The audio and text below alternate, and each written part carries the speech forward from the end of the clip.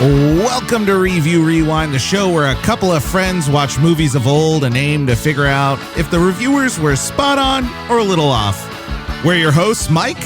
And I'm Tristan. And this week we're talking about...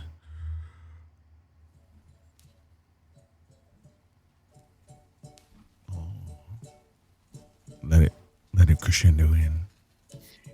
I don't know how to fast forward it on this. We're talking about the 2006 movie Nacho Libre.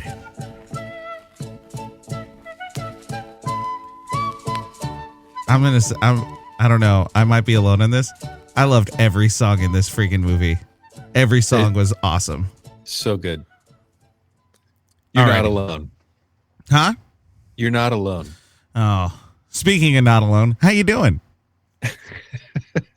That was a terrible transition. That was well, not the best. I'm good. I'm good. I'm good. It's been a busy couple of weeks. But I think we talked about it last week. October just seems to be crazy. Yeah. Or this season is crazy. Anyway, how are you doing?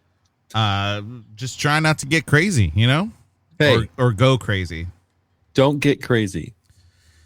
You want to get nuts? Let's get nuts. Wrong movie. Wrong movie. Anyway, yeah, it's just busy. It's busy. Chris and I did a calendar review, and we went through November and December, and I was like, okay, I'm going to get a nice big break at this point in December. So I'm busy until then. Mm-hmm. All right. Directed by Jared Hess.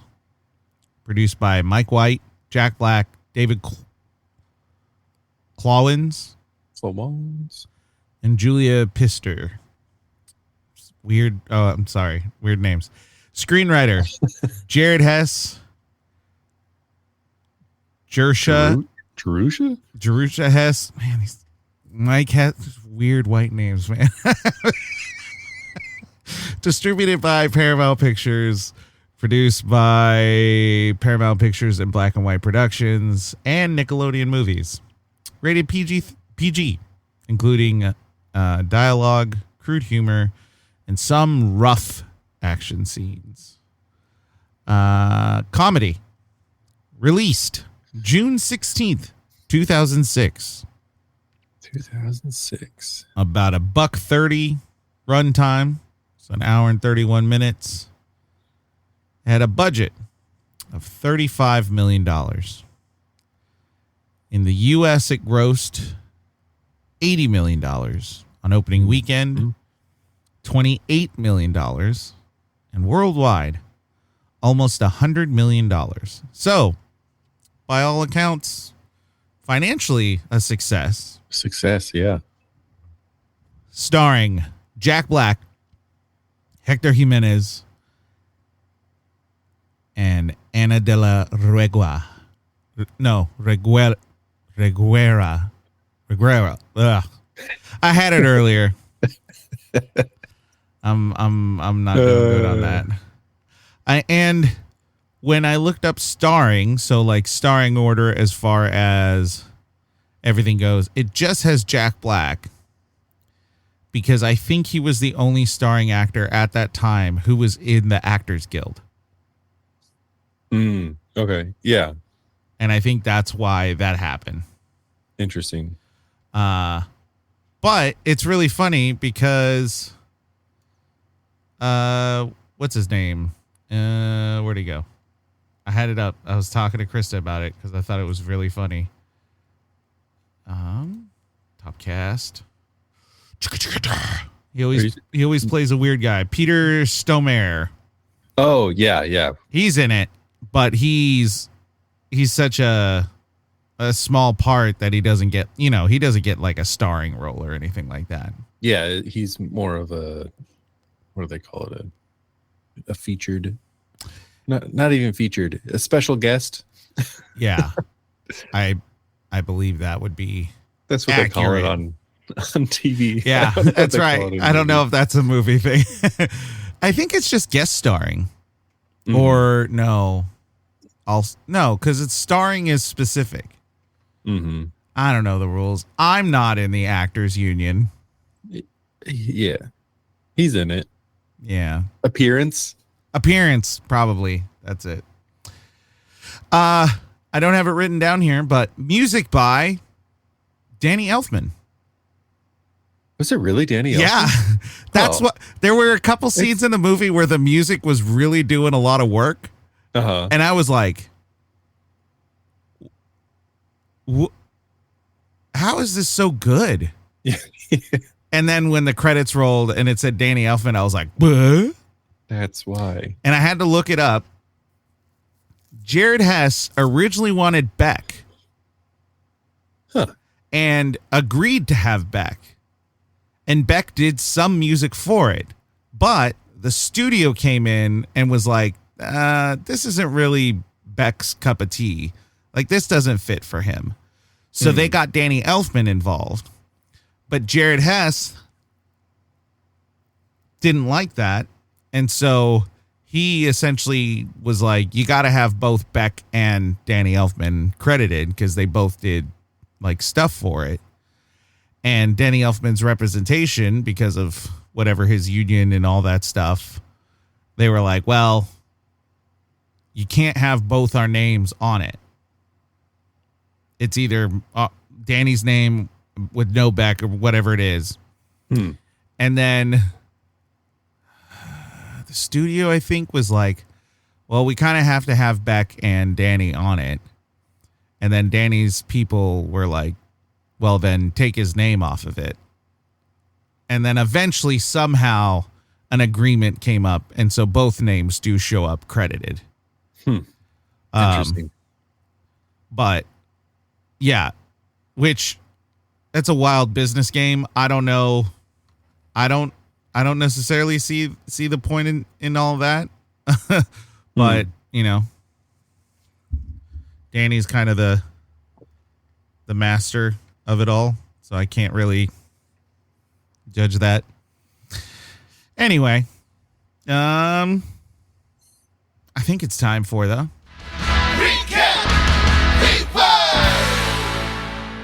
Let's get down to the nitty gritty. nitty gritty. Now we transition into a segment called Recap Rewind, where one of us gives a recap in our own words. And it is up to me. And I'm going to be 100% honest. I think where our humor is going to be found is when we talk about this movie. Yeah, some movies. Because there's no way there really isn't a good way to make written jokes or like spoken jokes about some of the humor in the movie. Yeah. And we'll talk about that. And I think we'll be able to like pull out some of why it's funny or our experience with it. But like writing down a plot for it, I was just like, well, that's not funny. So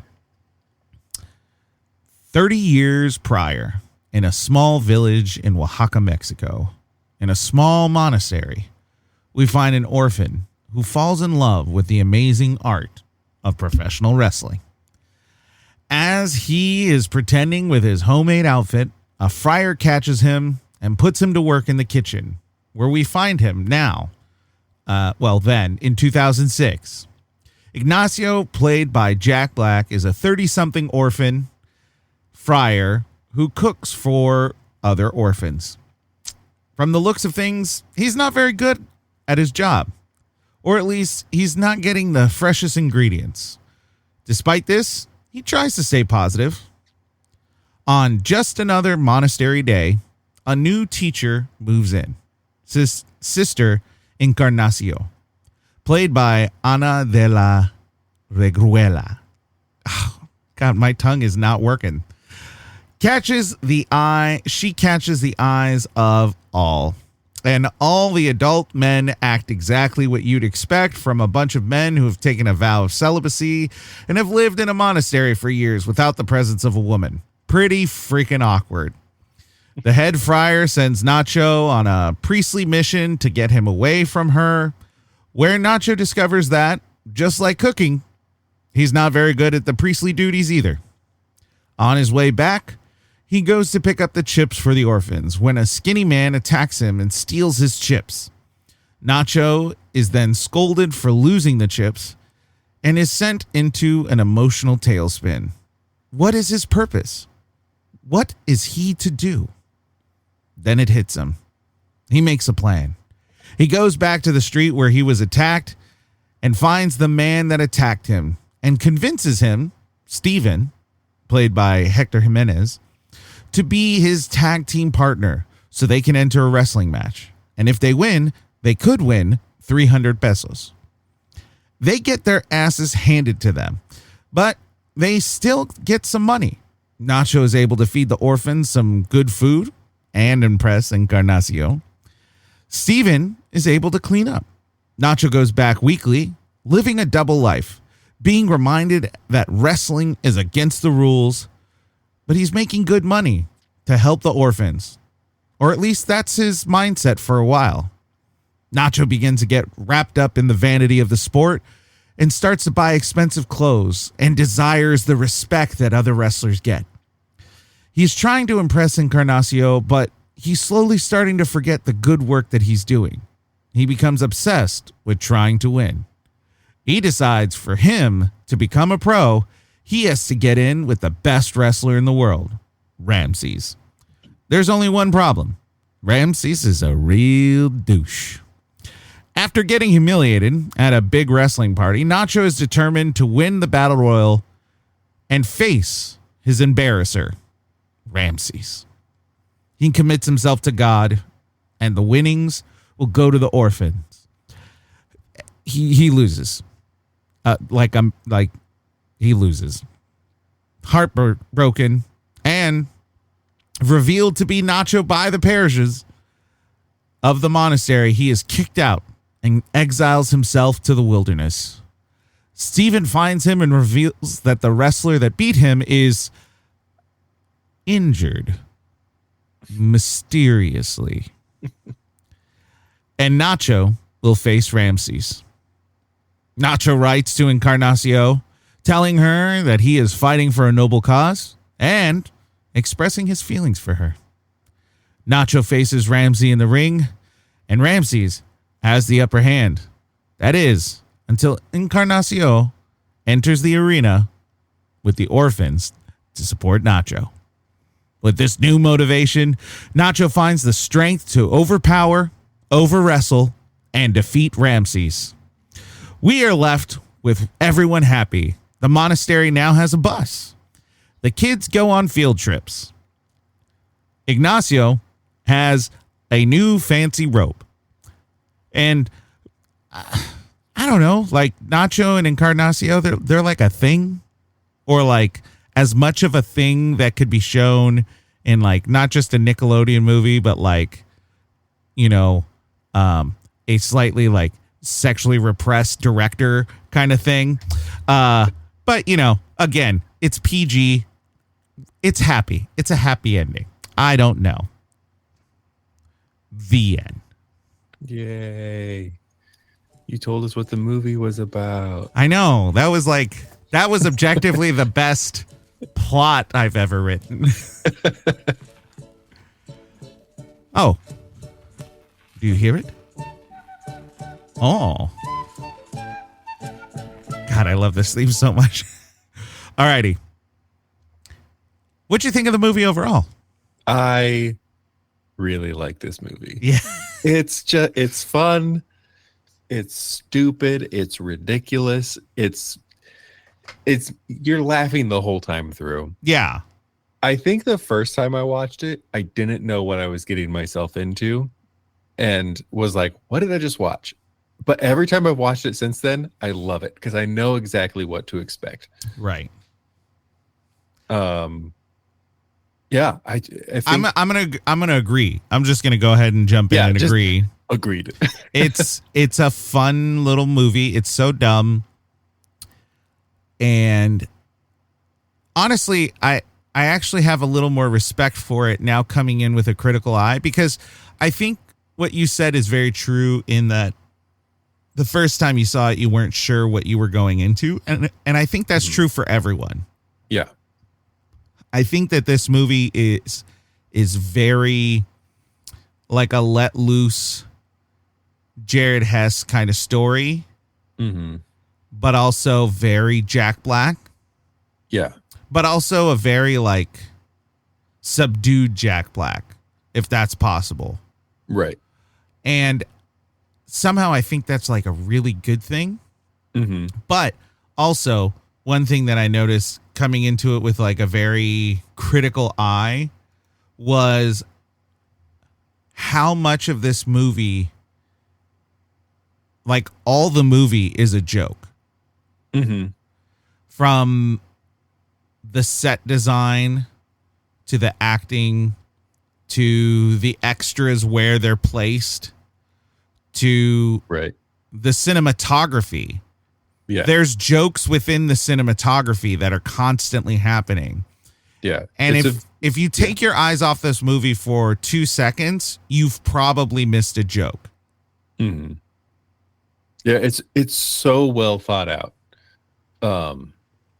Like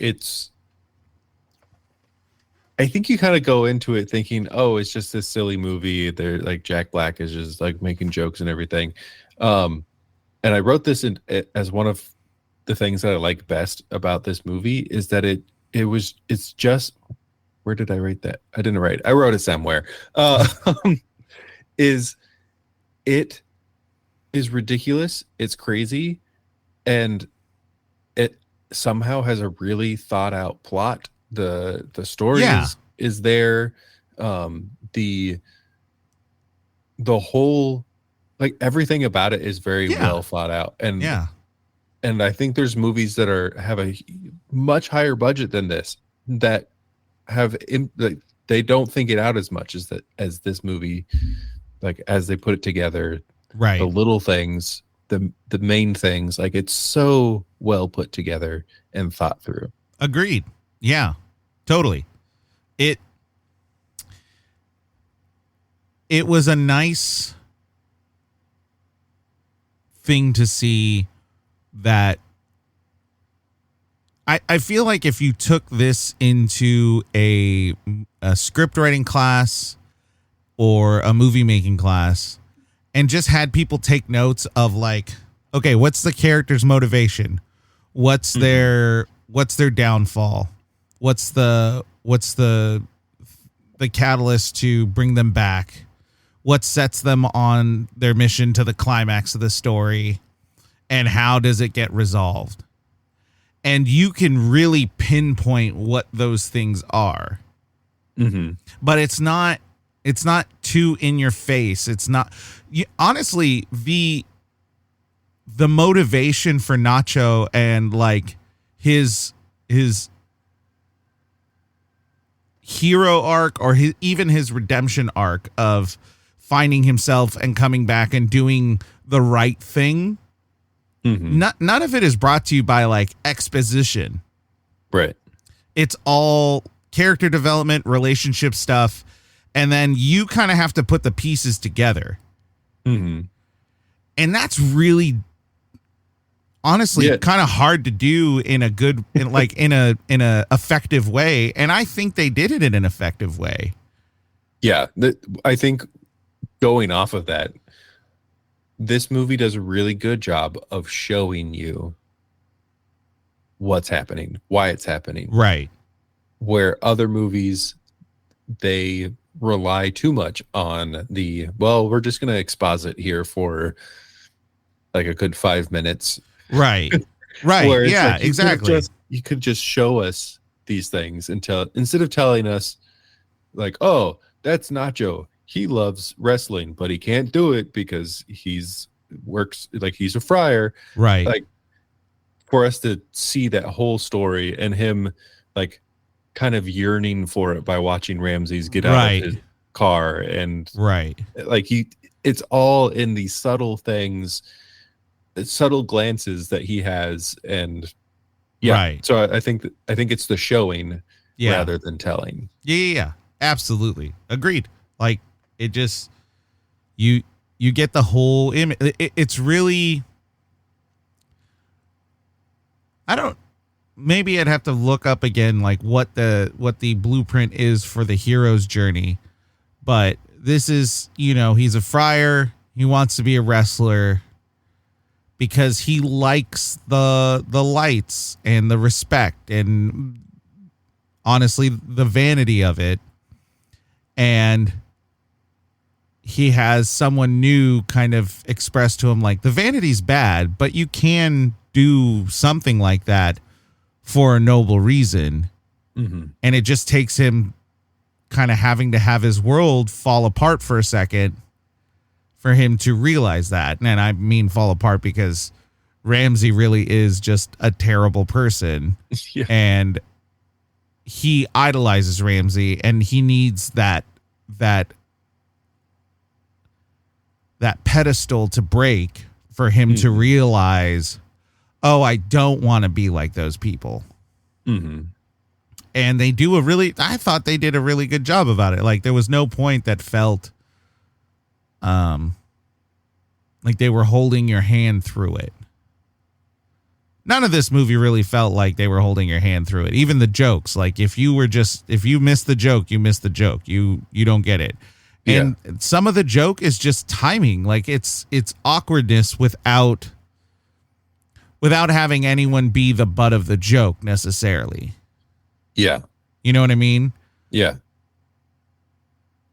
Something else that I thought was really interesting about this movie is that it very easily, with this script, could have been a bad movie full of racial stereotypes that made fun of people, that made fun of the church, but it didn't do that. It actually felt like it was a movie that was appreciating the culture, and appreciating the town and the people, and it made jokes around those things, but not at those things. So I think a little background on that. Fans of the show, the two of you that are out there, my understanding, Jared Hess is Mormon, or grew up Mormon at least, and he had his mission in Oaxaca, and he just fell in love with it. He loved the people. He loved everything about it. And so he kind of knew the story of there was a story of a friar who was also a wrestler and used all the winnings and everything to support the orphans that he supported. And so it was based off a true story. And so they tried to essentially tell the story again through his eyes. And I will go ahead and say this as the resident Mexican American here. And I feel I don't think this is just my opinion, but this movie is like 90% just kind of like a love and respect and a embracing of like Mexican culture and a particular thing that may have been occurring within that time in that city, and like 10% cultural appropriation. Like I'm not going to get a jail free card for that. But I do think there's a lot of aspects of it that is really endearing. Like a lot of the crew, all the extras were from Oaxaca. Like they were Mexican employees, and they were people who were there. And a lot of it was just trying to, I think shed a nice positive light in that area. And I say this not just from my perspective, but from many Mexican Americans, and I say Mexican Americans because I think this is told from, that perspective of like an American perspective going into it, because of course Jared Hess, American, Jack Black, American, and he himself plays essentially an American who is orphaned in Mexico. So his character is a gringo. He's white. So that's actually what sold Jack Black, because Jack Black liked the idea of the story, loved Jared Hess, and wanted to work with him, and was like, I don't know if I could play like a Mexican. Like, that feels wrong. And Jared Hess was like, oh, no. Your character is going to be a white guy, but he just grows up in Mexico. And he was like, oh, okay, I think I can do that. Yeah. Yeah. It's interesting because it didn't feel, where there's other movies that do this kind of thing where it's the white guy in another culture. There's often that white savior complex that happens. Right. And I didn't really feel that in this. Like, it felt like someone who authentically just grew up in that culture and he happened to be a white guy. Yeah. Yeah. I think that's fair. Someone could probably make a good argument otherwise, but I think that it felt that way. There was never a point where I was like, that's messed up. Yeah. The butt of the joke sometimes is the odd appearances of certain characters, but I feel like you could do that in any context. That isn't just, yeah. I would say in the 90s, there were a couple white kids that kept casting as the like awkward,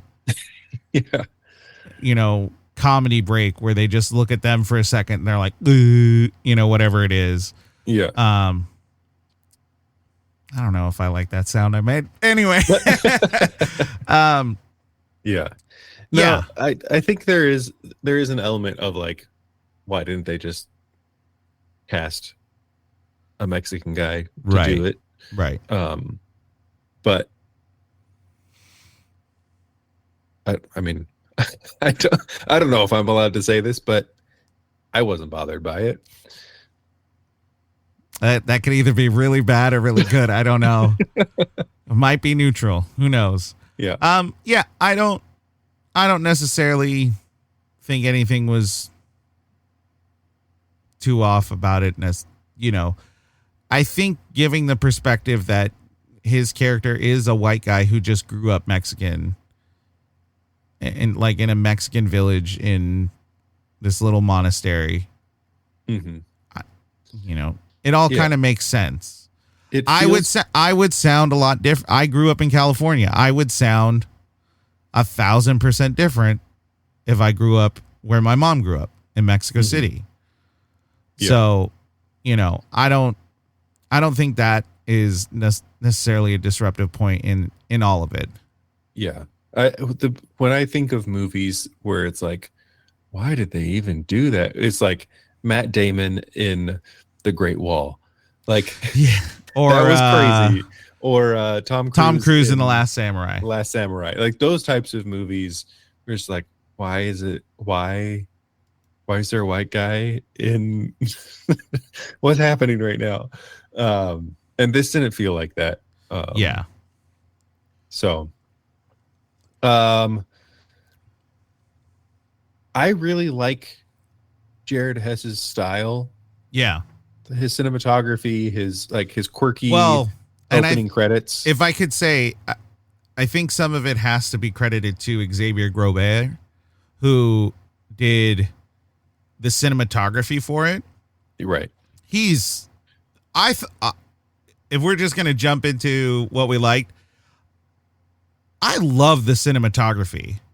It is gorgeous. It is so beautiful how it's filmed. Like the angles, the incorporation of how cinematography is working within set design to create this space and this depth within it. I think Jared's big thing with cinematography is the placement of actors. Yeah.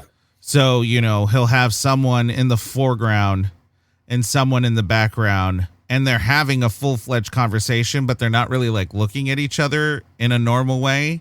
But filming wise, it's a very interesting way of looking, though in reality you'd be like, no one would have conversations like this. Like it's solely for the purpose of the shot. Yeah. But it looks great. Yeah, he has a similarity to Wes Anderson. But it's his own thing. Like it's definitely not just, oh, this guy's trying to be Wes Anderson, but it is like you probably watched a lot of Wes Anderson and then developed your own style off of that. Is kind of what it feels like from I'm also thinking of like Napoleon Dynamite and his other stuff. Like the overall movie does not feel like Wes Anderson at all, but there's elements where he grabs them and he's like, yes, that's the type of thing that I like, and I'm going to adapt it to my own way of doing art. And so I'm in no way like fully comparing him, just saying like I can see where he's picking those things. I'm going to say this, and I don't think it's going to make sense, but in my head it makes sense. He is less quirky than Wes Anderson. Yeah. Wes Anderson takes like serious topics and creates like a quirk to them. And Jared seems to take kind of normal situation and just adds like a timing to it that just turns it from a normal conversation to awkward. And I don't consider that necessarily quirky. There's something else about it. Like, I don't know if it's more than quirk or less than. It's just, it's somewhere in there where like Wes Anderson has his costumes, everything about it is very quirky. Jared goes to this level of, or below or wherever, where it's like he takes the things that are very normal to us and he just like zooms in on it. Yeah. To the point where you're like, oh, I never noticed it from that perspective. Yeah. Because like through one of the overarching jokes or characters through it is the fan who has the cross eye. Who's just an older fan who just really likes Nacho right out of the gate. Yeah. And there's no joke. But there is just focus on him a little longer than you would expect. And somehow that timing, just a little longer than you expect, starts to make it funny. And that is the umbrella in which he works. Yeah. Which is just like unto its own. You're not adding really anything to it. He didn't put like a silly hat or make the guy say anything funny. He just put the camera on him and let him enjoy himself. Yeah. And just that focus on it was just suddenly like, I like this guy. Yeah. You're not really laughing at him per se. You're just enjoying him as he enjoys whatever he's looking at. Yeah. And there's something funny about that, but also like, I guess endearing. Yeah. There's the endearing quality, and I think the funniness comes into the like, oh, here's another guy that's really enjoying what's going on right now. And because he's enjoying it, now I'm also drawn in and enjoying it with him. Yeah, I really like, I haven't seen, I mean, I think I've only seen Napoleon Dynamite and Nacho, but like, I like the way he made these movies. Yeah, I can see why you could probably make note or like generalize like the general public. I can see why the general public or movie reviewers or the movie establishment, the artsy folk, how they would not like this movie. Oh yeah, it is not like that's clear. A traditional, but I Hollywood feel like film, if you have the proclivity to like to see a little deeper or see the humor in the normal, this movie is so funny. Yeah. Like everything about this movie is really funny. Yeah. Just using people who aren't really actors to act. There's just a quality to it that just there's a natural funniness to it, to, you know, take the woes of a struggling orphanage and just add humor to it because, you know, they're eating frijoles every day and they don't like it. And just that, like, can we have like a salad? It's like, it's funny. There's nothing funny about it, but just everything put together makes it funny. Yeah.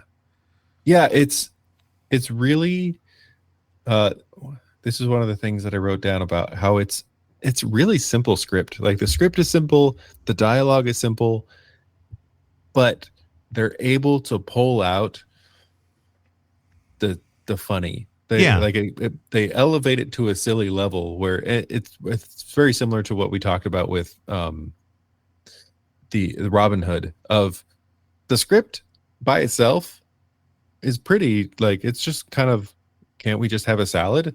Yeah. But the delivery, right, and then Nacho like being like, oh, it's fine, and he takes a bite and then sneezes it like, through his nose. Yeah.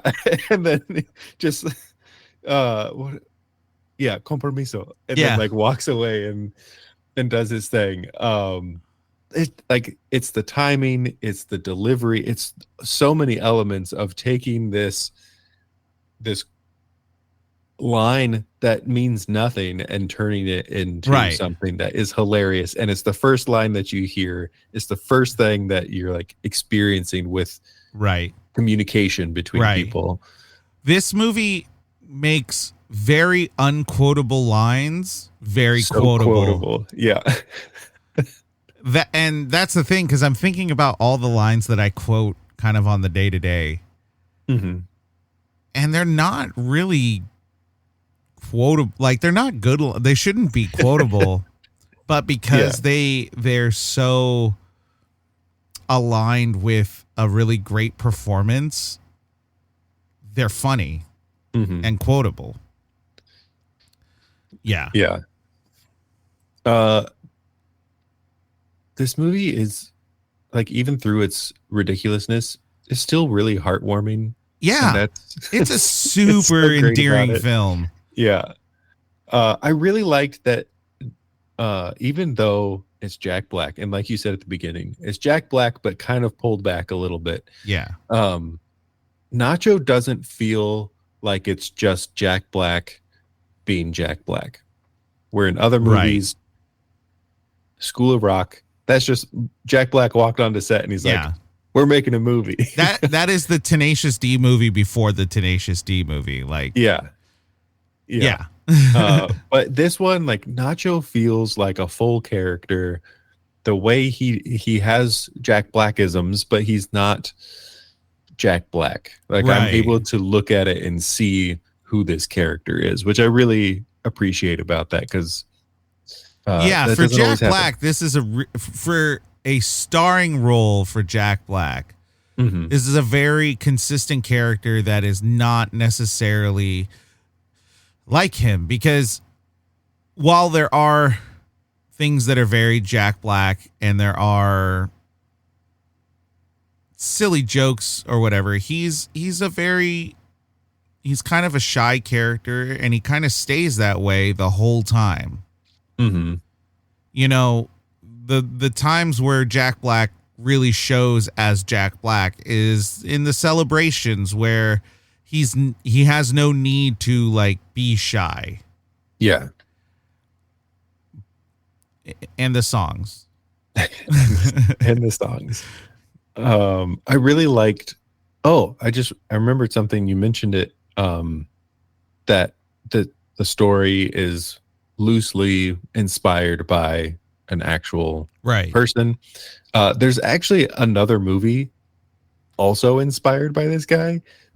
It was a French film made in 1991 with Jean Reno as the friar. So I learned that while I was looking through, and I was like, oh, that's really interesting. I really like Nacho and Steven's relationship. Yeah, like it's a great arc. Yeah. I'm looking it up. You're looking up that other one. Yeah. Yeah. I really, really liked how it all worked together because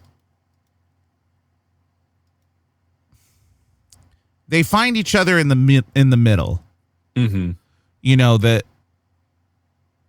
he's a friar, but like he's really not that adept in religious studies, let's say that. And then, you know, Steven don't think I know the gospel, but I know what's his I know a crap I know a crap ton. Yeah. Yeah. Yeah. Oh, what was it? We'll look it up. Anyway, the movie was called The Man in the Golden Mask. Mm-hmm. That's fantastic. I'm not going to say it in. Wait. Oh, yeah. Oh, wow. They went for it.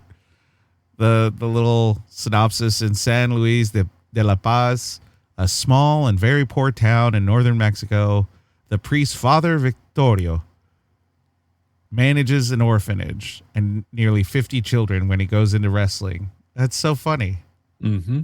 Wow, so it's a French film based in Mexico. Yeah. Awesome. This one's a American film based in Mexico. So anyway, so you have Nacho, who is not a very good religious person, but, you know, believes. And then you have Steven, who is, he says he's an atheist, but it just seems like he just doesn't have anything to care about or believe about, you know, when he gets into I hate the orphans or, you know, all of that stuff. And as they go on and as their friendship grows, both of them kind of meet in the middle where, you know, Nacho isn't really pushing his agenda per se. They kind of make it heavy in the beginning, but he doesn't really push his agenda. Mm-hmm. But Steven really starts to get things that he cares about. Mm-hmm. Whether he believes or not, like he cares about the orphans. He cares about Nacho. He cares about his friend. Yeah. And that makes him he believes in his friend now when he didn't believe in anything. Yeah. Which is just wonderful. Mm-hmm. That's such a good storyline. Yeah. Yeah. It's, I mean, I'm going to skip ahead to he's my favorite character. Steven, because he most characters like that don't get their own growth. They don't get their own story. Yeah. But he has this whole thing that happens, and he says he hates the orphans, and then he ends up running over Silencio's foot because the orphan was like trying to get food from him, and so he has this growth, right? And he learns a lot about himself, and he turns out he's a really great like sewer, tailor, making clothes. Like he does all these things, and there's just little details of his character where we visually see him changing throughout, where the first time you see him, his teeth are like gross, brown and nasty and gross. And then once he's eating salads, he has like super clean teeth. And so it's just these subtle things throughout. So I think he is my most favorite character. Yeah, because he really does get introduced as kind of, like a scavenger, essentially. Steals the chips for the first time. But then you really find like he's a very caring person. He's very thoughtful. He's very talented. He's, as they go along, becomes a better wrestler. And is just like a really supportive friend. So you just see the layers get pulled back every 10 minutes or so in the movie.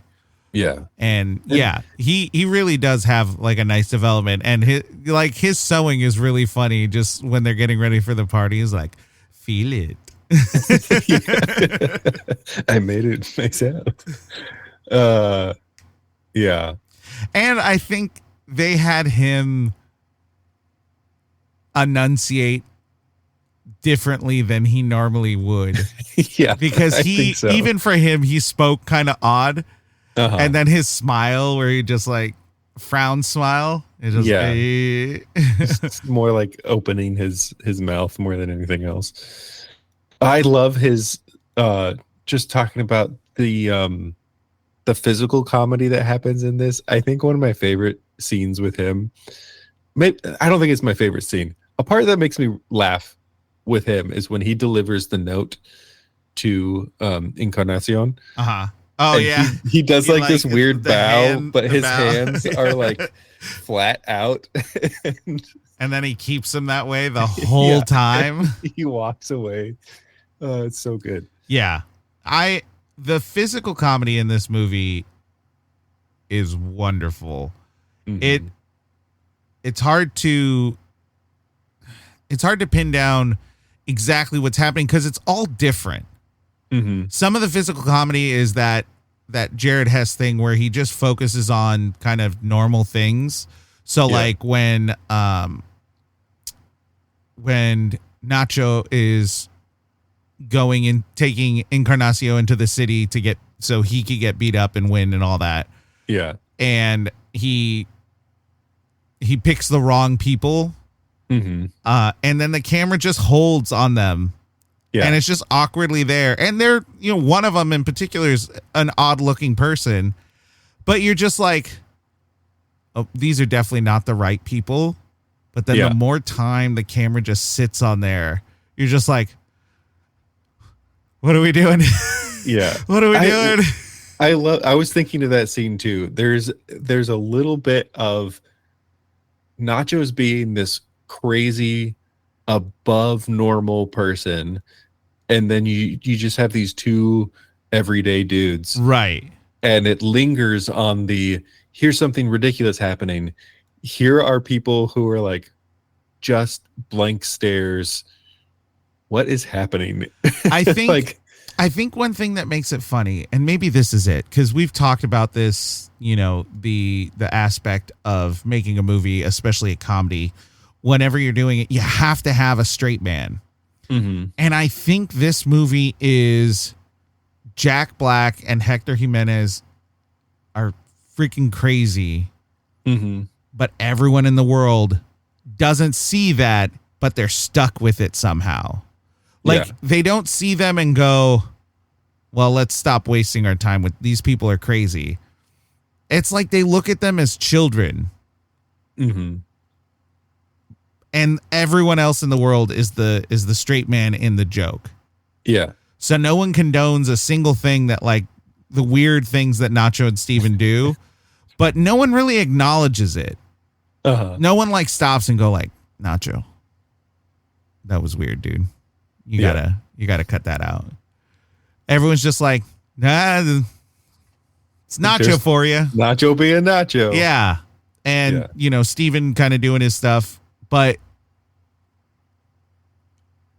yeah, it's such an odd thing. I can't really pinpoint exactly what nails it. But it's so enjoyable. Everything about it. Well, Jack Black, his physical comedy, when he tightens his butt or just how he moves. how he like revs the engine on the little with bike, his fingers. and then the bike goes and he like stiffens his body. Like all of that is really funny. That's someone very aware of how their body works to a camera. Yeah. And they do a really good job about it. And he does a really good job about it. And Jared Hess does a good job of framing him so that you can see what that, because if the camera followed, that joke wouldn't work. Right. But him going But the camera off stationary, off camera, that makes it work. Mm-hmm. I think Encarnacion is wonderful as well. I think she is the perfect character within that realm of what's happening. Because she's very kind, and it's this kindness that Nacho has not really had. Mm-hmm. But also she's just kind of an awkward duck too. Like she, my favorite things are puppies, and my favorite color is light brown. Yeah. And here's the thing that like gets me about this movie, and maybe other. And I want to say like first generation or second generation Americans can do this. My mom immigrated to America. She came here. She hardly learned any English. Like she tried to learn English, but English is really hard. Despite what all them racists out there were like, learn the language. English is freaking hard. Like it's such a hard language to learn, especially when you're an adult, when your brain is not mushy like a baby, where it can just learn everything. Like it's hard to learn. And my mom was an older mom anyway. So by the time I was in high school, she was already in her 50s. Mm-hmm. And so, she may have. Wait, no, 50s. Yeah. High school was a long time ago. I was treating myself like I was in my 20s again. And so my point being said with that is there's a way, and I don't think it's necessarily true of all Latin America, but there's certain aspects of Mexican Spanish that when you have them speaking English, there's words that come out that to me are very nostalgic, but also kind of funny. Mm-hmm. So like when she was saying what sport she likes, she said volleyball. Right. But she said volleyball. Volleyball. Yeah. And the thing that makes it funny and nostalgic to me is like they're just saying it the way my mom would say certain words. And I don't know. It's I feel connected to it. I'm not laughing at it because I'm like, haha, that person can't speak English right. I'm laughing at it because I'm like, that's how my family talks. Yeah. That's how we talk. Yeah. I love that. It's so weird that this movie is a movie made by a white guy and starring a white guy and written by white guys. And yet I feel really seen in my Mexican side of life, in my Mexican upbringing. I feel very validated through this movie because there's no point where they're like, they don't do any stereotypes. They don't like make anyone out to be the criminals or anything like that. The wrestlers are jerks, and those are the stereotypes they're going after. They're going after wrestlers. They're not going after anyone from a particular region. Everyone seems really nice. Everyone seems really kind. Everyone seems great. There's no point where it gets out there, except for the small wrestlers. I don't know. I think that is a real character that they do in the luchadores. Like I think they're actual like wrestling characters. Yeah. But that makeup's intense. Like it's crazy. Yeah, there was a few things that I was like, this is kind of weird, but this is also normal for wrestling. Yes. But also like it's weird. There's actually it's weird. There's actually one thing that I will say was did not age. That like immediately I saw it and I was like, oh no, we can't do that. And it was actually a Spanish thing. Oh, what was it? The Asian guy was named El Chino. And I'm like, unless that dude is from China, you cannot say that. You cannot just put that on an Asian. That is not okay. That's exactly what I thought you were going to because say. when I saw that, I was like, oh, there has to be some context for that to work, because it is a very like finite thing. That is because I remember in 2017 when the Dodgers faced the Astros, and we had Yu Darvish, who is a Japanese pitcher, and one of the Latino guys hit a home run off of him and went into the dugout and was like, I had never, I'm going to translate it into English, but he essentially was like, I've never, and I feel how I'm going to word it translates it perfectly for it. I've never hit a home run off a China guy before. And then he did the eye thing. And I'm like, that is wildly offensive. There's no reason to do that. Why? And so with this movie, it's like, there is that aspect of it, but there were other aspects that, you know, they're weird. One, a lot of wrestlers do it for a long time. Like, there were the older guys, the tag team that were the older dudes that slashed the tire. Yeah. That's more typical than you think. Mm-hmm. It might be. I feel like Lucha Libre it's been a while since I've watched the more recent one, but it seemed like they were going into a kind of more showy professionalism, kind of more like the American wrestling. But I could be wrong. I think that's more typical than it seems. And there was the shorter, bigger guy named, I think it was El Muñeco, which is just like the toy. Oh, yeah. And then I can't remember the other. Oh, what? the African American dude was El Snowflake, which I don't know. I don't know how I feel about that. I think it's a reference to his ability to move fast, like light on his feet kind of thing. Yeah. Or it's something, I don't know. I honestly don't know. It feels like that is a Jared Hess joke, kind of referencing back to some wrestling characters from like the 70s and 80s who may have been around. Yeah, because I almost think of Kareem Abdul-Jabbar when he was in the Bruce Lee movie. Oh, yeah.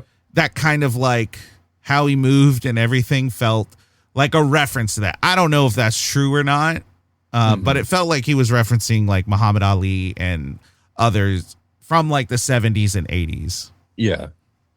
Yeah. There was that scene in particular where there was all of those wrestlers. I was like, this is inappropriate, but I don't think this is inappropriate because of this movie. I think it's inappropriate because of like culture of like lucha libre wrestling and perhaps. Yeah. Yeah, that was the only time in the movie where I was like, ooh. Like, that guy looks Chinese, but I don't think we can call him. Yeah, I feel like saying it in that way feels like someone saying a generalization of like, you know, having sushi and calling it Chinese food. Like it's a generalization, and you just someone could educate me more, who's more more understanding of not only Mexican culture, but the culture of, you know, the Spanish language speaking in that way. In the same way that there are things that we saw that we could see in, you know, one of the reasons we probably won't watch Shanghai Noon is just the blatant racism that's going to be in it. Like I know quotes from it that are just blatantly racist, and I'm just like, I don't think we can watch that movie. We already watched Rush Hour, and that feels like, I know. Enough. Yeah. Does it get more racist because it's a bunch of white guys and it's 100 years prior. Yeah, definitely, yes. Yeah. Anyway,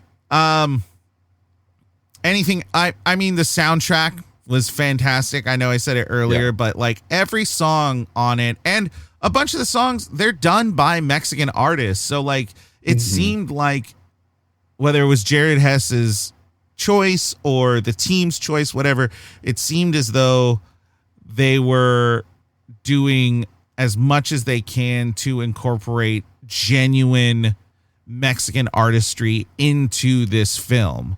You know, it wasn't American necessarily. Well, maybe they were Mexican American, but it wasn't like American studios trying to develop Mexican sounding songs, but it was these people who already were ingrained in the culture and understood it and made music within it.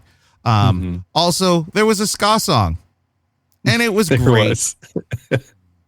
As soon as it came out, I was like, Mike is. Oh, yeah. As soon as it happened, I was like, oh, yeah. Yeah. And Danny Elfman did a really good job of taking those themes and creating a composition that acknowledged all of that music, but also kind of like made it its own. Yeah. Yeah. All right. What? I was going to ask, was there anything, we kind of hit on a couple of things, but was there anything that you liked least about this film?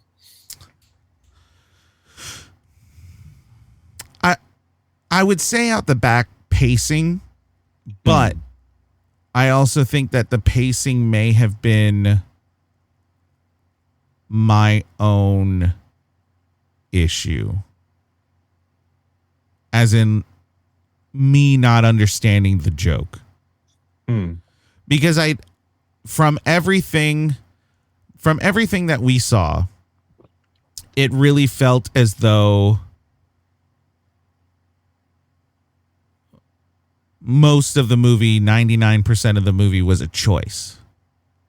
Not, you weren't on it, but when we did the Star Wars A New Hope episode, we came to the understanding that George Lucas was a bad director because he would like film the scene and then they would ask, can we do something different, whatever it is? And he's like, it's on the paper. And then whenever they would finish a line, he was like, okay, faster and more energy or something like that.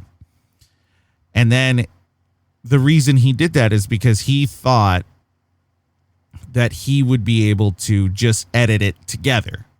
And in reality, you can't create pacing through editing.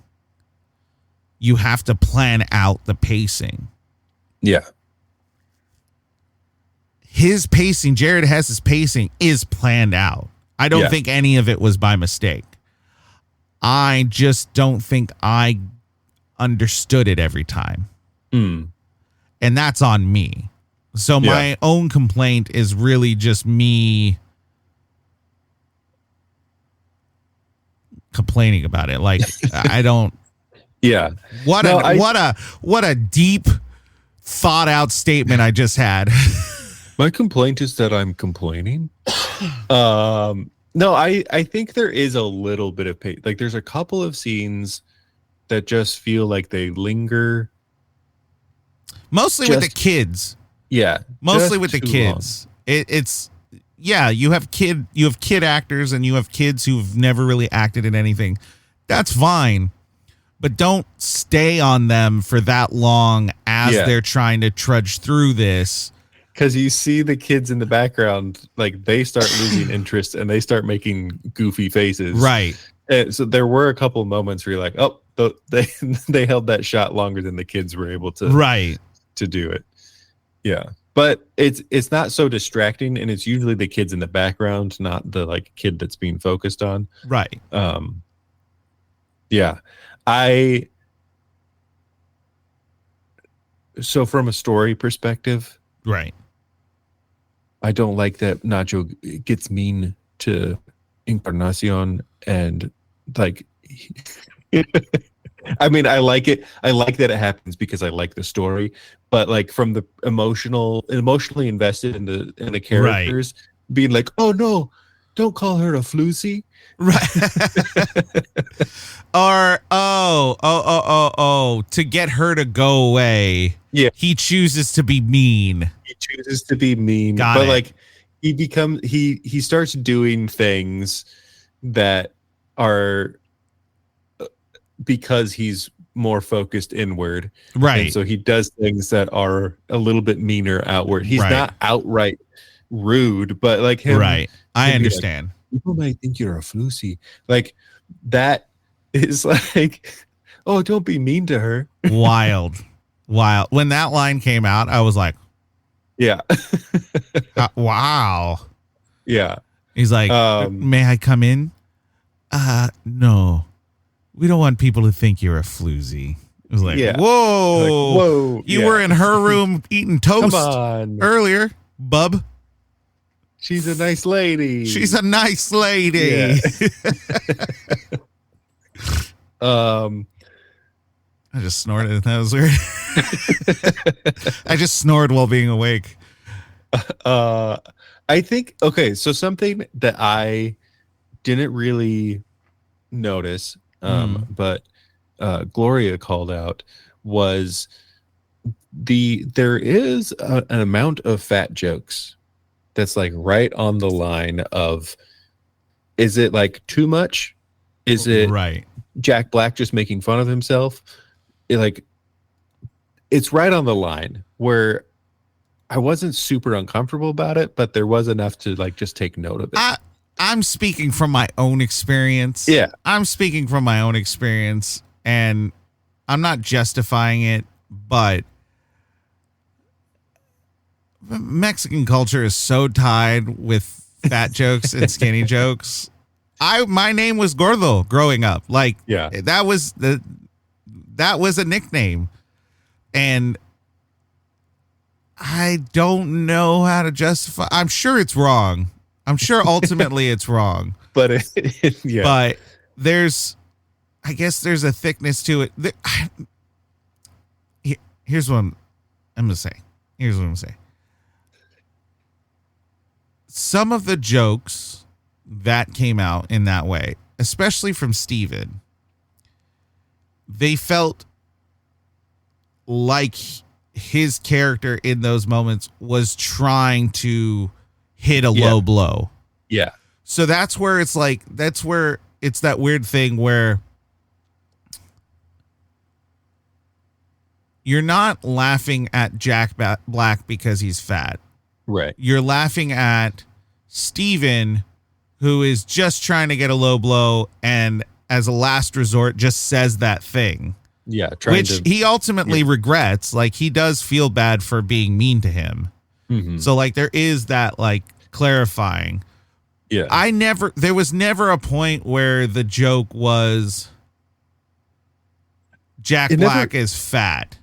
Yeah. It never totally felt at someone's expense. Right. And so I was debating if I wanted to even bring it up. But even no, that's fair. But even like Chancho, like I think it's pig. Chanchito. Mm-hmm. And that is just like, maybe it's unhealthy. So, I want to hear those really good historians and psychologists who have just really deep dived into just those aspects of Mexican American culture, and really like bring it out and clarify it. But at this point in time, I just grew up with it. So I don't know what the right answer is. Right. So I didn't take offense to it. Yeah. Steven's name is Escalito. He's called the skeleton because he's skinny. Yeah. No, and like I said, I barely even noticed it. But it was something that was just like, okay, let's have a conversation about this kind of thing, because again, this movie, it never feels like this movie is making a joke at somebody's expense. Right. And compared to other movies where there are like very, like, we're making a fat joke to make fun of a fat person. Right. It never felt like that in this, but there were just a couple of moments where it's like, okay, like we're drawing attention to this. Right. But is it a bad thing that we're drawing attention to this, or is it just part of what's happening? So yeah, like I think compared to other movies, my things I like least are like super low, don't really mean anything. Right. I'm grasping at straws to find something that I don't like about this movie. Yeah, it's okay. We're going to hear this back in about 5 years and we'll get canceled. That's all. Yeah. Don't worry about it.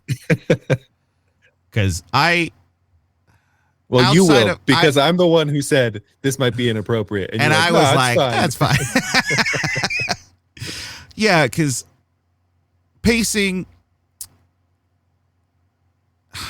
everything that's supposed to be off, I did find funny. And I guess I'll figure out if that's bad or good or not.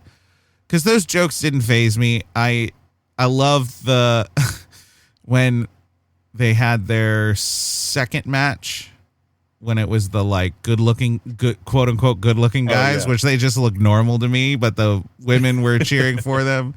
And then he threw his cape out and they were excited about it. And then I love that the camera cuts back to the wrestler and then someone throws the cape back. I don't know. There's just lots of funny things in this movie that maybe there's something there. I don't know what it is. Mm-hmm. I would love to talk to someone who hates the movie and explain to me what is it that they hate. Yeah. Because I watched this with Ray, and she has some neurodivergent things. And for the aspect that she has, there's a repulsion for awkwardness. Yeah. Meaning, like, if something's awkward on screen, you're like repulsed by, you got to leave the room, whatever it is. And so when we got to the scene at the party where Nacho sings, she bailed. She went away. And then she kind of just was back and forward from there. Like, once it hit that level of awkward, she just couldn't take it. And I'm like, it's not because anything's bad in it. That scene's really funny.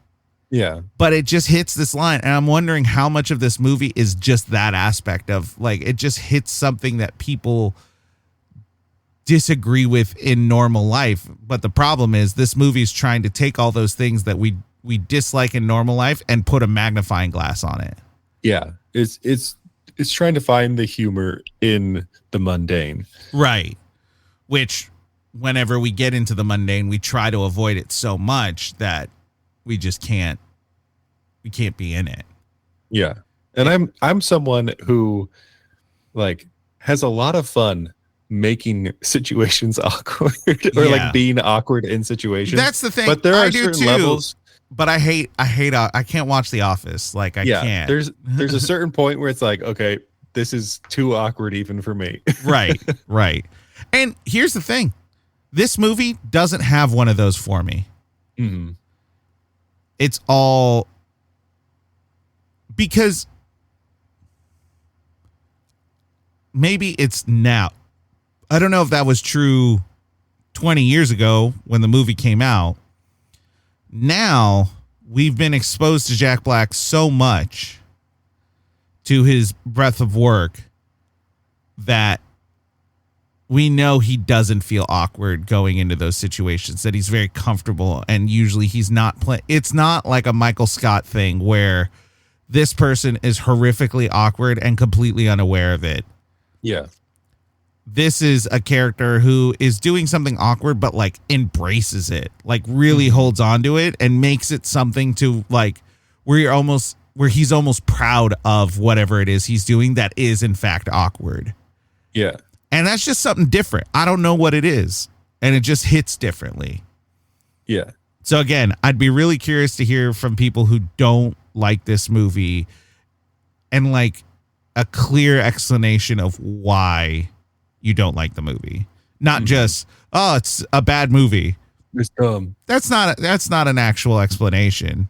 I want to say that we appreciate the cinematography, the pacing, the intentionality between the set design, the actors, the placement of the actors, everything that's going on, the acting choices, the physical comedy, the cultural representation. There's lots of different things that are praiseworthy in this film. I just want to know, what is it that makes people dislike it? Because we're going to see, after we talk about quotes, we're going to see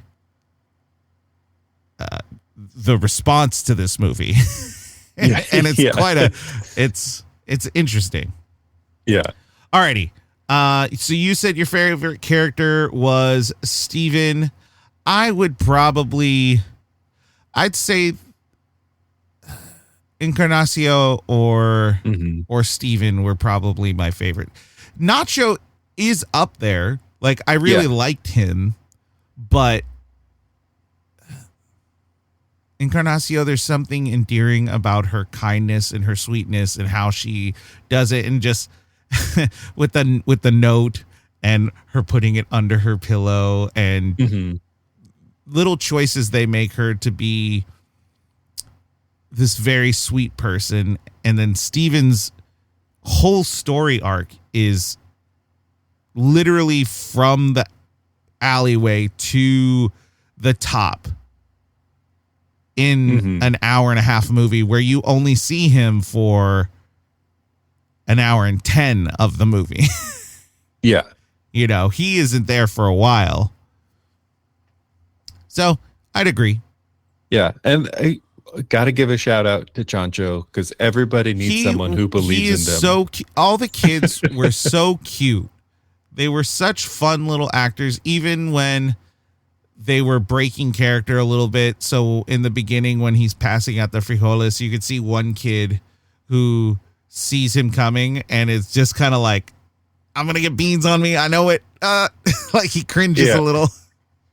Yeah. I love when Nacho is like, he has his like dramatic break and he runs out. And then it just holds on the kid with the single tear running down his cheek. Oh yeah. And it's like, okay, is this kid crying because Nacho just left, or is he crying because the food is so bad? Hard to tell. Hard to tell. Alrighty. Right out the bat with quotes. There is this little thing that happens with the Spanish speakers who are speaking English, because S is just kind of a weird word in Spanish, where it always usually has like an E in front of it. So Spanish is not Spanish, it's Español. And so when they would say certain words, they would add the E in front of it. And just depending on how it sounded, it just made it kind of funny. It's stinky. Yeah. Where are your robes, Ignacio? They were stinky. Stinky. These are my recreational clothes. All right. My favorite, I think, entire scene. Oh. So it's more than just a quote, but the whole scene. Yes, we're evolving, everyone. We're evolving. I had to go back and watch it twice because we were laughing so hard. But when Nacho comes with the leftovers and he's serving the brothers, and he's like, "What is this? Leftovers. Enjoy." Yeah. There's no flavor. There's no spices. Where are the chips? Somebody stole them. Did you not tell them that they were the Lord's chips? I was trying to. You're useless, Ignacio. Silence, brothers. And then you think this guy is going to like calm the conversation, Yeah. be like, hey, we have food, let's be thankful that there's food. Right. Do the head honcho thing. Yeah.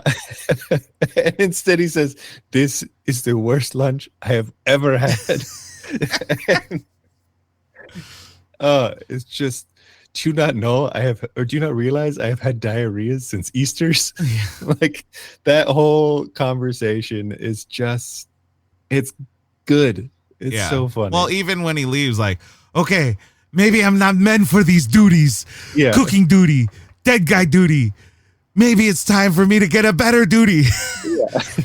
there is a small chunk. Oh, that's a weird word to use. A small amount of bathroom humor in this movie that, you know what? Yeah. It's stupid. It's immature. Friggin' A. It's funny. Yeah. Like every time Nacho jumps, he farts. Yeah. Like, that's so good. Yeah. It's good. I'm having to like find the line of where it's okay for me when I'm quoting these lines to use the accent and not use the accent. I'm gonna give slight anytime it's Jack Black, go for it. Okay. I people don't know this, may not know this about me. I am an absorber of accents. Yes, And this if is I'm true. around it too long, I will start responding to people in their own accent. And I'm not trying to be offensive in any way. I'm not trying to make fun of anybody. I just absorb it, and then it happens. So Right. I'm an appreciator of accents, I guess. Yeah. Are you gonna tell the thing about your accent? There was a summer where Mike and I worked at a camp, and multiple summers, but one summer in particular, I pretended like I was from New Zealand the entire summer. And there are people that believed me for multiple years, and then they would come back to camp and they would be like, wait, you're not from New Zealand? And it was a whole thing. So I lied to a bunch of people for a summer. Tristan's basically a criminal. Yeah, I'm a criminal. There are children out there who think they knew a guy from New Zealand, and it was just me. Yeah, that's great. I love that. But that's also the accent thing. He's pretty good at he's pretty good. Yeah. Now watch, I'm gonna mess up every accent I do from now on. I'm sure they're improv, but some of the lines that Jack said while singing, I ate some bugs, I ate some grass, I used my hands to wipe my tears. And you're like, I know what you wanted to say. Uh-huh. I know what you're going to say, but this is PG. When after the first fight, when Escalito gets the hair pulled out of his head and he's looking in the mirror, I look hideous. I look hideous. Yes. There's so many good. I'll tell a story with this. So I never watched this movie until I was in college. So I was 22 or so when I first saw it. And it was really funny because I had a guy who lived in the dorm across from me who was also Mexican American. And we were some of the very few Mexican Americans at that particular school. And so we watched it, and then we went with a group on a trip. And the whole trip, everyone in the vans and everything, we were quoting this movie, all this stuff. And we were like driving by, and we went to Ukraine. So we were going and we would see like farms and different things, and there'd be cows. And so you'd hear like, I like your cow, like all that. At the end of the trip, my buddy was like, so where, and I'm going to say this. He introduced me to Nacho because he had seen it a million times and loved it. Uh-huh. So that's the preface of this. And he goes, so where did that I love you cow line come from? And we were like, what? How do you not know? He's like, what? And we're like, it's from Nacho. And he's like, no, it's not. They never say that in the movie. And I'm like, it's like in the beginning of the movie. Yeah. And so we watched it on someone's phone to that point, and he was like, oh my God, I'd never heard that before. And we were like, that is one of those lines where it's like, it's not a funny line. There's nothing about that line, but just hearing Jack Black go, I like a cow. Yeah. It's just very funny. There's no reason. And so whenever I drive by farms, whenever I want to be rude to someone, I don't know. I say it for no reason, honestly. Yeah. I often, there are several quotes from this line, or several, whoa, my goodness, several quotes from this movie that I will say just in everyday use and don't realize, or I forget that it's from this movie. And then I'm like, oh yeah, if I think about it, I'm like, it's from Nacho. That's where I get that from. So yeah, it's one of those movies that's just easy to have something that's not funny, except for it is funny, become part of your. Right. We used to say, praise the Lord, all the time, which for those of you who don't remember, it's after the next match after Stephen had said he doesn't believe in God and he has not been baptized and all that stuff. And before the match, because they were fighting the smaller guys, and they were called like the devil something or other. And he was like, I was thinking, because we're facing the devil's thing, I think it would be a really good idea if you were to praise the Lord, and then he just baptizes them real quick. Yeah. We yell that all the time. I don't know, man. It's so stupid. So funny. Another thing, let's see if it's there. This song, I quote this song all the time. Just, I am. I freaking love that song so much. Like, genuinely, I love the production of it. I love how they're telling the story, everything about it. I just love that song. And it's a big part of the I am. That's a big part of the movie. It comes up a few times. I do like when Nacho is talking to the kids and he's trying to convince them that everything's good, but he's lying. And he's like, my life is good. Real good. I say real good all the time. I'm pretty sure Krista says,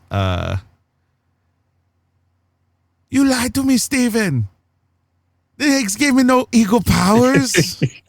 It gave me no nutrients. Another quick one. Hey, let go of my blouse. I just, this movie's so stupid, but I really do enjoy just like. Always great when somebody offers you corn, because then you'd be like, get that corn out of my face. Oh yeah. Going back to the one where Steven gets his hair pulled out. He was like, Nacho says, those guys were a couple of wussies, eh? And then Steven says, they scalped my hair, okay? I look hideous. And this is the line that I never laughed at this line before. And you gave them permission to hurt me like that. When he said that, I lost it. I think I laughed so much at the I look hideous that I've never. Yeah, like, I think I laughed at hideous. So when that line came up, how he delivers, he like it. It's like he's doing a very not confident William Shatner, like a Captain Kirk with a Spanish accent. So like Billy West does Zap Brannigan in Futurama, which he said he's doing kind of a William Shatner or like a radio DJ where they just elongate they elongate their words. So Zepp Brannigan talks like this. You know, he elongates it. And Steven, a lot of the things he says, he just lengthens them. So he's like, you gave them permission to hurt me like this. Like he just adds stuff to it. It look hideous. Like everything about it, oh God. He's so funny. Everything he did, his awkwardness, everything was just really funny. It's good. Héctor Jiménez should have gotten an Emmy, but you know, here we go.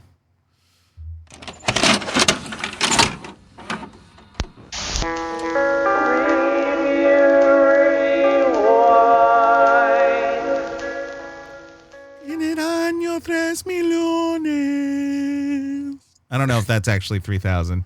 My Spanish is bad. I'm sorry, everyone. That's why I understand the accent, but my Spanish is bad.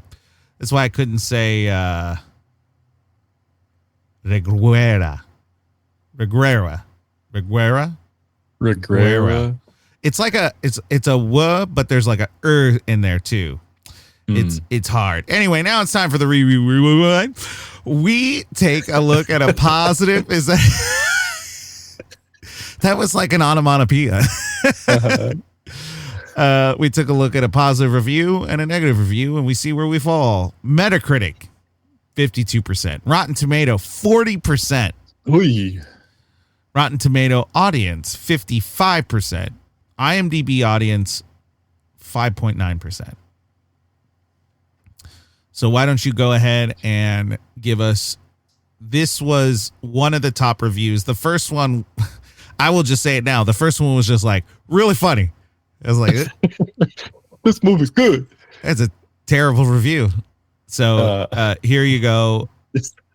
Tristan, lay us on some positivity. All right. The Los Angeles Times gave it an 80. What's rare to see and what ultimately makes Nacho Libre so enjoyable is the story of an underdog who's allowed to remain a humble clown all the way to becoming a hero. Yeah. Yeah. There's not the typical underdog story where he gets better and better and like he's just awkward and a goof the whole time. Yeah. But he's like, wrestling wise, he's kind of good. He just, the thing that always bites him is his ego. Yeah. And so when he has those moments where he's, doing this is a weird, a rooster strut. I was going to say the other one and I was like, is that a phrase? The rooster strut. That's when he gets kicked. That's when he gets defeated. It's always after he starts strutting. Yeah. So, yeah. But he is kind of an underdog, especially in the last one because of Ramses. Ramses. He's the best. He's oh man. Musically, he's crazy. He's so good sometimes. Anyway, bad score 33. Entertainment Weekly. You can see what the film was going for, but the jokes just sit there. You chuckle for a few times, mostly at a lame hope, but you never bust a gut. Never really get what you came for. Which, what did you come for? Explain it to me. Explain why those things aren't funny. Anyway, what do you give it? I give it a B. Yeah, I'd probably give it like a B minus. Because maybe just a B. It's fun. It's a dumb movie. It's a dumb movie, and it knows it's a dumb movie. Plain and simple. Yeah. It doesn't try to shrug that off. It is well aware, and because it's well aware, it takes it in stride and it does what it wants to do. Yeah. I think if go into, if you're someone who is expecting a typical Hollywood movie, like this isn't going to be it. But if you go in expecting it to be basically an indie film style, like a really well done indie film, like, yeah, it's great. yeah, exactly. And honestly, like if you enjoy cinematography and just kind of interesting creative shot building, this is a winner. Mm-hmm. It's I would like to make a movie that looks like this.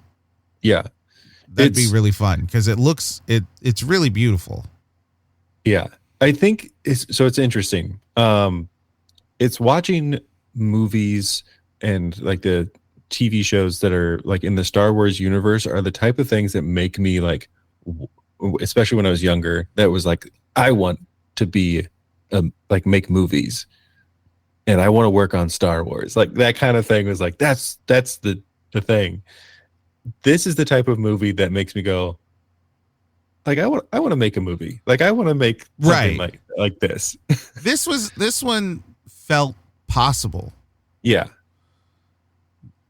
Like this one, there's I guess the Star Wars type movies are that's the dream. Right. This is the type of movie of like, I feel like I could make this. Right. And it makes me just want to go out and start filming something. Right. Because like the effects as far as, or the stunts, let's just say the stunts outside of the last jump from Nacho to Ramses, which probably needed wires. Yeah.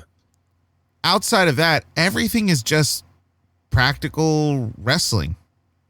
Yeah. There was nothing they didn't need anything extra from it. It was just practical wrestling. And it looks like Jack Black like did his homework. Mm-hmm. He looked like he was doing it.